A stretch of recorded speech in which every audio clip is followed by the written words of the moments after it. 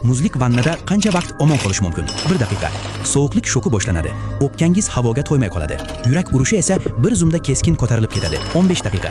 Teringiz och qizil rangga kiradi. Tanangiz sizni tirik saqlash uchun issiqlik ishlab chiqarishga urinib, mushaklaringiz qattiq titray boshlaydi. 30 daqiqa.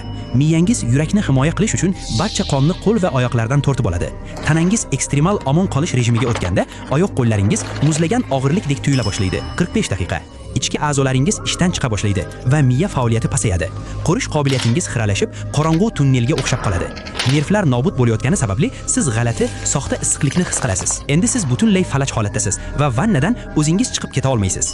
1 soat. Yuragingiz butunlay charchagan. U sirop kabi quyuqlashgan qonni haydashga qiynaladi. Yurak urishi juda zaif va to'xtashiga bir necha soniyalar qolgan. 2 soat.